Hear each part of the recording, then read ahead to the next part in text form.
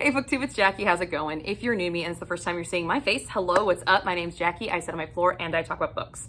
So I hope that's why you're here because that's what's going to be happening today. If you're not new to me, thank you for always tuning in and the continued support. I really do appreciate it. So today for you, I have a weekly wrap up, and this is from week 37, September 8th through September 14th, and all my reading shenanigans in between. So if you'd like to find out what I completed in that week, grab yourself a drink, have yourself a seat, and let's get talking some books. Okay, so week 37 was a much better week than week 36, for sure, because I completed 2 books and I started a 3rd one. Yeah, I'm rocking it.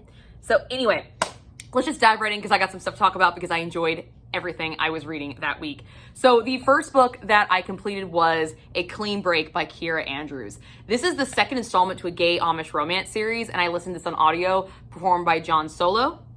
It is a direct sequel to my Forbidden Rumspringa, which I talked about in my week 36 wrap up. I had a really good time with that book. I gave it 4 stars. So I definitely want to continue with this series because that left out on a cliffhanger ending. And I had to know. All right. In this book, though, we do deal with some triggers a little bit more than we did in the first installment. We do have some clear scenes of PTSD, some more graphic sexual situations. We also show anxiety and depression.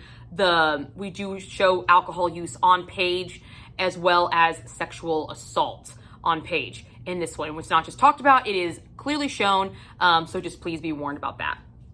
Now, without trying to ruin the first installment, you do have to have read A Forbidden Rumspringa to read this novel because it is a direct follow-up. So just to recap, A Forbidden Rumspringa, we follow Isaac and David.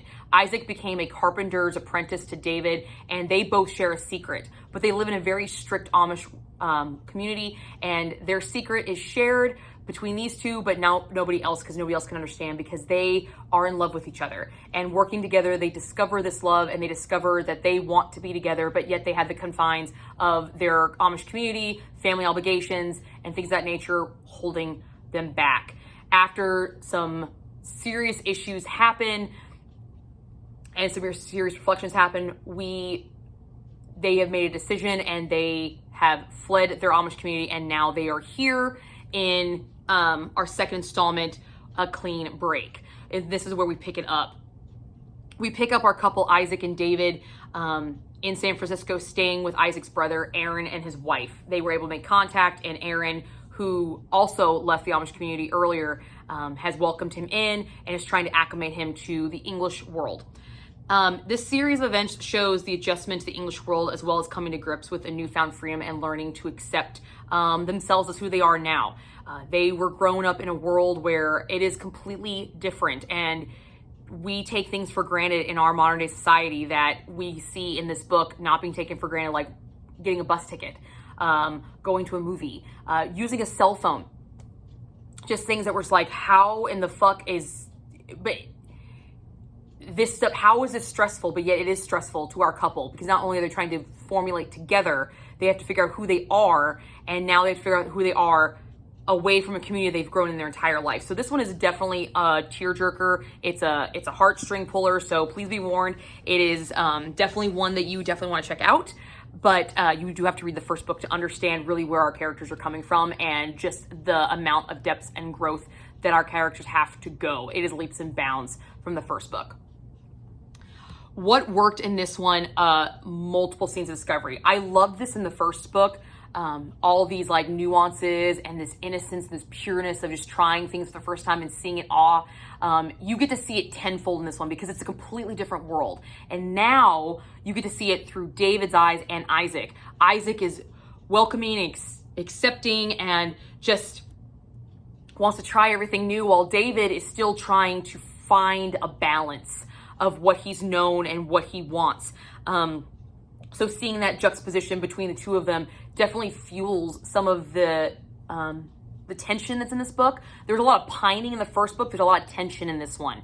And I really enjoyed that. I enjoyed the progression of it and how it changed over. I thought it was really, really well done. I loved the new scenes of their bodies coming together, and now they can be open with each other. Just the excitement that it doesn't matter if someone sees me hold your hand. It doesn't matter if someone sees me kiss you. It doesn't matter if somebody sees me staring at you. And I loved how that made David open up. I loved how that was his grounding in this book, because he definitely needed it, for sure. The reliance on Isaac in this book for him is just astounding. And I just ate it the fuck up. Oh my God, I love this couple. It's so cute. So cute. It's so cute. It's hard. It's hard to watch. It's hard to read sometimes because some of the things you're just like, really? Who gives a fuck? You're holding hands. But you have to understand where they came from in the first book. You have to understand, in the first book, the author does a pretty good job of talking about Amish cultural beliefs and how communities differ among different Amish communities and just some of the rules and the ordinance that they have to follow. And just now they don't have it anymore, but that's all they know. It's literally like taking a left-hander and saying you can no longer write left-handed, you have to write right-handed.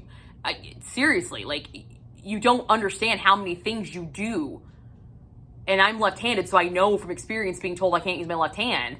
Like, I have tried this. I would be fucking lost in a world, and to have my entire world, not just a little small aspect, but my entire world be completely polar opposite different. I mean, it's crazy, but at the same time, they still had this semblance of this couple together that they could hold on to. And I really liked how all these discovery scenes always circled back to them. She did a really good job of always circling back to the couple, not letting the crazy scene and environment that she has put them in take away from their story, because it's still their story. I love how she did that. I thought that was great. I loved how we saw through Isaac being accepting of the unknown and trying new things, and David being much more fearful. I liked seeing that juxtaposition within the couple and then the discussions about it. I liked that tug and pull because I feel it's a normal conversation among couples. I feel like there's always somebody in couples that's willing to do things and the other one is willing to not. And so it takes the other one kind of pulling them out, but at the same time, the person who's not willing to do things trying to rein this one in, saying like, I know you want to do this, but you can't do this fast. Like, we need to go slowly. But at the same time, not so slow that you feel like you're not doing anything. I really enjoyed that in this a lot. And there's still so much for this couple to experience, and we get to show them doing new things and just, everything that we take for granted. And it's just so cool. I loved it. There is a impressing of parents, and I liked how it was shown that it's not just in the Amish culture that families suck. All right. It's not just in the Amish. Families suck everywhere. And every family has their struggles, and we get to see that through Aaron and his wife's family, because his wife's family is pretty strict as well, just in a different aspect. They're not Amish, but they're very religiously strict. So I really appreciated showing that difference as well, but at the same time saying like, hey, yeah, it sucks, but everybody has it somewhere. It's like that for everybody. It's just your own set of circumstances that you have to work through, and you have to watch, and you have to actively put yourself through and remember that you are your own person, and you have to do what's right for you. You can't always make your family happy. Yes, it's nice to do that, but if it doesn't make you happy and it doesn't benefit you at all, then why follow rules that don't help you? Why love someone that you don't actually love just to make your family happy? I really enjoyed that she showed that through a bunch of different venues in this novel. I thought it was really great. I loved David's emotional turmoil. We really see that more on David's side, just this struggle with following God, what he's done, what he's abandoned. Did he do the right thing? Is he just, his emotional turmoil is just, it's heart-wrenching. It's heart-wrenching because there are times he doesn't go to Isaac because he doesn't want to hurt Isaac. He loves him and cares him so much that he doesn't want to burden him and make him feel like they made the wrong choice. And I know what that feels like. I've seen relationships do that, and it's one of those hard lines. It's how much do you burden your other half with? I very much enjoyed the struggle and how it was utilized within the story to progress the story along. I thought she did a really, really good job with it. Really, really good job. The acceptance in this novel, the forgiveness in this novel, it was just, dripping. It was so good. I don't know why I clung on to this acceptance and forgiveness of yourself aspect in these novels, but that's what stuck out to me in this one and the first one. Just this acceptance, the acceptance of each other in the first one, and this one, acceptance of yourself for the other person. Accepting it because you want to make them happy. They make you happy. They make you feel good, and you have to accept yourself. You have to, or they're going to stop accepting you because you're throwing their choice in their face. I clung on to that one a lot, and I really, really appreciated it immensely. Had a great time with it. There was one thing in this that didn't work. However, I didn't really care for Clark's character. He's a fucking jackass. And I don't really like when... Okay, I know some very flamboyant gay men. I have no problem with flamboyant gay men. Absolutely no fucking issue with them. You want to rock that, sweetie, chicky poo, whatever. You rock the runway. You rock that shit. Don't fucking care. I don't. But I have a problem when authors write gay men to be scoundrels. And they use their homosexuality as an excuse. That's bullshit. That is bullshit. That's not a trait of your sexuality. That's a trait of you as a person. You're just a fucking jackass. And I didn't appreciate it in the novel. I just didn't like how cavalier it was. Yes, we do have an apology, but I feel like it was kind of like a backhanded apology, and I just didn't care for that at all. However, the story itself, besides this one character, is excellent, and I feel like this character is going to get his comeuppance because Aaron's wife, not fucking happy about it at the fuck all, because you did her people dirty, okay? You did them dirty. She don't fucking like it. Get you fucked. All right, I don't care if you're friends. So I feel like it's not over. So I feel like the author is going to validate that and give a reason. But in this installment, we don't genuinely have a reason yet. Except to say that David is learning that the world's a lot harder and you can't always trust people. It's definitely him that gets that lesson. And it sucked that it was his character to do it, because it was not the character trait that needed, but isn't that the way it works? It's usually people that don't need the hardships that are getting them. But they're the only ones that can handle them. So, because you're not given anything you can't handle. So, yeah, I didn't really appreciate that character at all. As for the sex scenes, I gave this book 3 chili peppers, same as the first installment. This thing was hot, and it was hotter for other reasons, but there is one sex scene in this book that I gotta talk about. This is the mirror sex scene. This is an FTD bank scene, okay? I fucking love scenes like this, okay? Let me just set this puppy up. So, we have Isaac looking at himself in a mirror. Now, mind you, mirrors are not allowed in his culture. It's a pride thing. It's you take pride in your appearance. You're taking pride away from God. It's explained in the first book of why they can't, why they don't have mirrors. But it's supposed to be shameful. But he feels shame looking at himself, but at the same time, he wants to look. He wants to look nice for his man. And David catches him, okay? David catches him, and he's like, oh, I'm sorry. I had my own room for so long. I didn't think I needed to knock. And I was like, well, it's not like you haven't seen me before. And David sees that there's something going on. There's something wrong. And he comes to him, and he touches him, and they're facing a mirror, standing up facing a mirror. And this sex scene is so intimate that I just lost my shit. I was in my car when I was listening to this, waiting for my daughter to get out of volleyball practice, and I was listening to my headphones, and I was like, yes, yes, yes. I was all about this. I was not being fucking quiet. All right, I was not, because I was so excited about this scene, because just the way David was speaking to Isaac was just, I fucking loved it. I loved just how he made him feel so handsome and so beautiful, and just touching him and stroking him and saying, this is mine. How could you not love this? And I'm just like, oh my God, I'm about to die. I'm about to die of this emotional stuff. And then they decide to have sex in front of a mirror and just so they could watch each other, experience each other. And I'm like,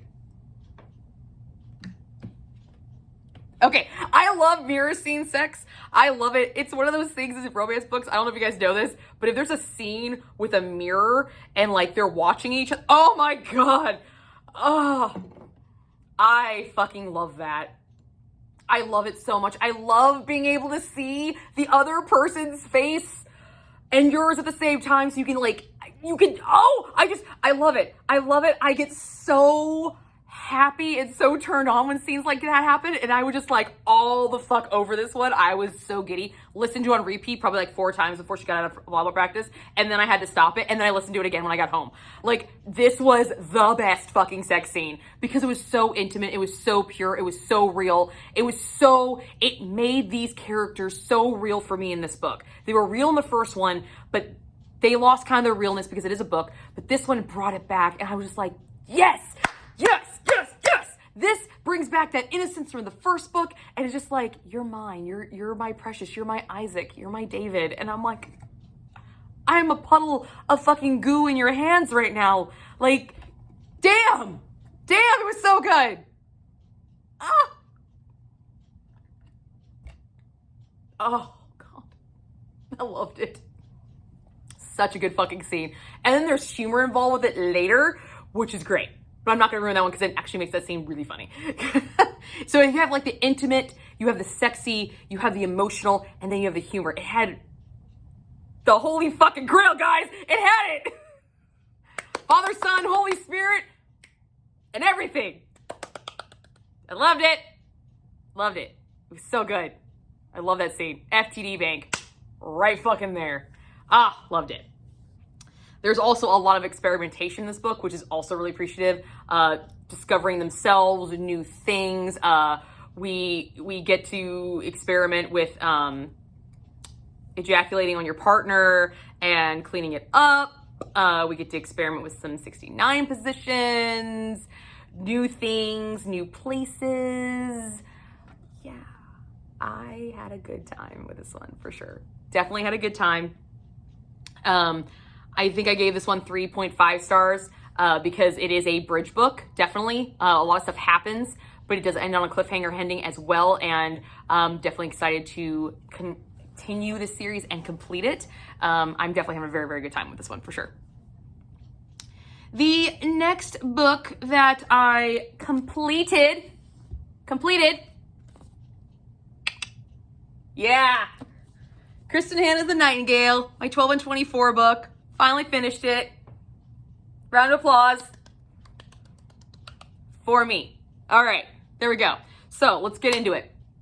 So 12 and 24 list, if you're not familiar with that, that is a list of books, 12 books that I wanted to read in 2024. I'll link the video here. You can go check it out.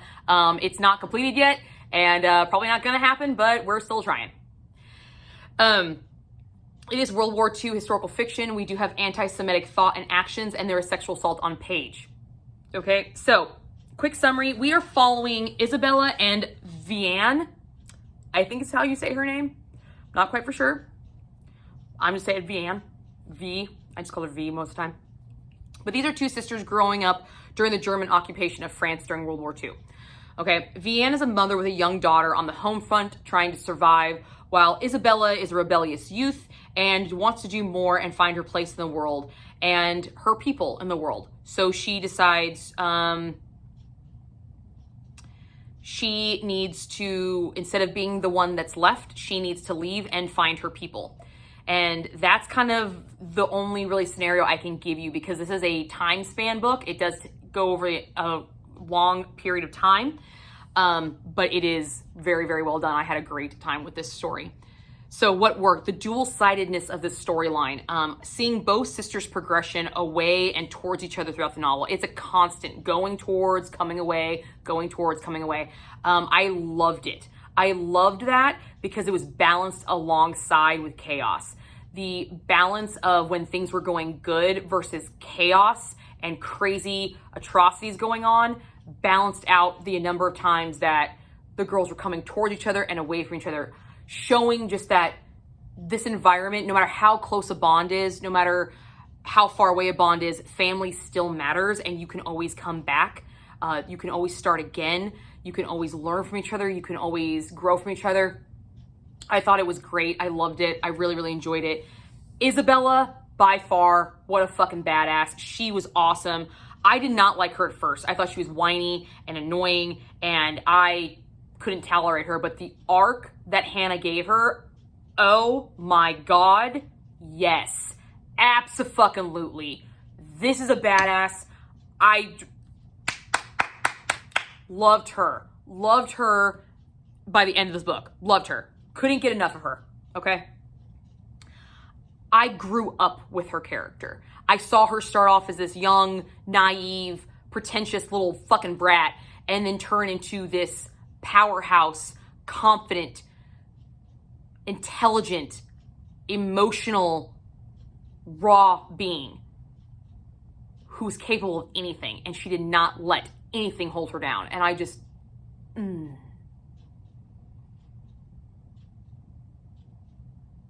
love her. Loved her. The world building. Not only is there fantastic world in this book, but Hannah has to do one step before. She has to dismantle the world she's created. So she has to create a world, then dismantle it, and then rebuild it in German-occupied France. So I'm getting 3 kind of world building techniques in this, and I thought it was really, really good the way she did it. The only thing I would have really enjoyed having some more engrossing and more heart pulling, but it was really well done what she was doing. Like when she was rebuilding German occupied France, I would have enjoyed more, not that I want to read about the atrocities to these people. I would have enjoyed more seeing more of it in the story, not just kind of hearsay actually being done to Vianne, because Vianne is our character on the ground, on the home front. So all the German occupied France portions is really seen through her eyes, while Isabella is more on the fight side, okay? Vianne is our acceptance. She's the one that's just kind of going with things, trying to survive within the confines that she knows. Isabelle's trying to fuck the patriarchy, fuck the system, fight it tooth and nail, okay? She doesn't care if she survives or not. She just wants to change. She wants to change. That's what she wants. I would have enjoyed when we were with Vianne to actually see some of the stuff happen to her. We see little things, but because of some of the situations that Vianne was put in, she had it fairly easy for majority of it. It wasn't until the end of the book that we really started seeing her really get it. Kind of like the other people that we had heard about. So I would have much rather kind of seen it a little bit more. But other than that, I thought the world was really great. It was engrossing. I just would have had I wanted a little bit more heart pulling. I wanted just a little bit more. I love the acknowledgement of the Shadow War during World War II. The behind the scenes, the stuff that you don't really get to hear a lot about because you're hearing about the, D-Day and the concentration camps and everything. You don't really get to hear about the shadow aspect, the spies, the people behind the scenes trying to change from within. I really got a kick out of that. That was fun. That was a good time. I really, really enjoyed it. It was intriguing. It made the story suspenseful. It made me engaged in the story. So not only do I have this home front where showing all these atrocities and everything, but I'm seeing on the counter side how people are circumventing all of this shit. And I really enjoyed just the creativity that people had to spy. I thought it was fantastic. And I don't know a lot about the Shadow War of World War II. So it definitely gave me another area of historical fiction that I definitely want to look into, for sure. I loved the theme of survival in this book. Survival at its fittest. Sometimes it's not at its fittest. Sometimes it's the smartest. Sometimes being the smartest is being the fittest. And sometimes being the meekest and the most to lose is the fittest. It's just the survival of humanity and how strong you are to want to survive. It's that how much hope do you have? And I really, really enjoyed how it was different for every person's experience. And everyone depending on what they were going through, was going through hardships. Some people were, from the outsider perspective, not going through as much hardship as another. But that person's who I thought wasn't going through a lot, probably was, because in their reality, that is a lot for them. That is carnage for them, because they don't know any different. And I really enjoy that was acknowledged in the story. So we got to see a bunch of different walks of life and how all this stuff really affected everybody. As much as I really enjoyed this book, there was some stuff that didn't work. There was a small romance in this book between Gaetian and Isabella. I loved that it was there. I thought it was cute. I thought it was sweet. I thought it was poignant. I thought it was unnecessary. I loved that it was there, but it didn't have to be there. It didn't really do much for the story. It didn't really humanize her at all. It was just another person that abandoned her. So that was annoying. She already had enough abandonment. I didn't need another fucking person to do it.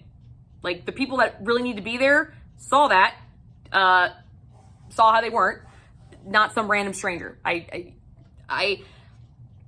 I liked Isabella standing on her own. I did not need a counterpart. I did not need somebody else's strength to push her. I thought she was enough.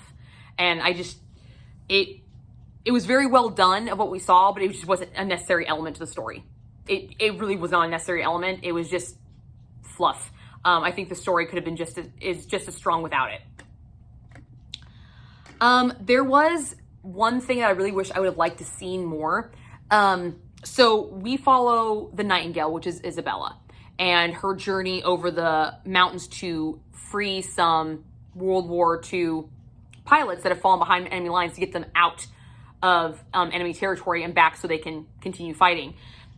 I would have liked to see more of those ventures. She made quite a few trips in the story, but we only really get a description of one, and I would have liked to seen more because she went through multiple times during the year. So different weathers, different conditions, different things going on, definitely during like bombings and things of that nature. I would have liked more internalized moments and more descriptions of the scenes, the harshness and atrocities of this journey to really understand her sacrifice and what she did, because this is where she shines. This is where Isabella really fucking shines, because she's the only one that can do this. And I would really have liked to seen her actually do it, because the one trip we actually see in its entirety is her first one with a guide. So I would have liked to see her on her own with some of these pilots, and not just kind of hear it aftermath, because she saved quite a few, and I was like, I would have liked to see that just a little bit more. Would have appreciated it. As for spice rating, there's one chili pepper. There is a romance. It's very well done. It's fade to black. There is some dominance from Gaetian in the beginning, which was kind of dope. I did enjoy that. The progression was very, very good. There's no vulgar language, no dirty talk or anything like that. However, there is a rape scene on page, and it is pretty graphic.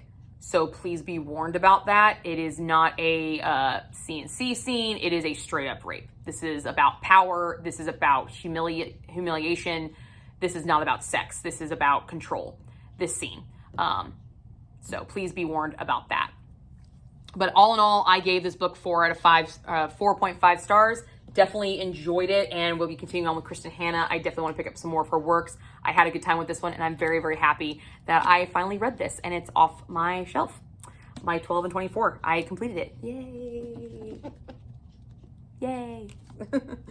One more book I did start this week was Tacit Amorturis, the Elite Kings Club, Book 3. This is the third installment to the Elite Kings Club series. It's a direct follow-up from Broken Puppet, which is the second installment, and so far, Graphic Sexual Situations. This is by Mo Jones. I will have more to talk about this in my next weekly wrap-up because I just started it this week. But yeah, I'm continuing on with the queen herself. I mean, yeah, literally. We all know I'm in for a fucking treat. This woman usually makes me have a cigarette, Jesus, and therapy afterwards, so we'll see what this one does. But this is a continuation of Bishop and Madison's story. Now, the Elite Kings Club series is I believe, 8-book series, but this is the culmination of Bishop and Madison's story. They're the main couple in the first 3 books, and I believe it branches off to the other kings. We still see them, but this is kind of their culmination story, so I'm very anxious to see how they end up. But that's what I've got for you this week. I hope you guys enjoy this, and I will see you guys all soon with another video. Bye, guys.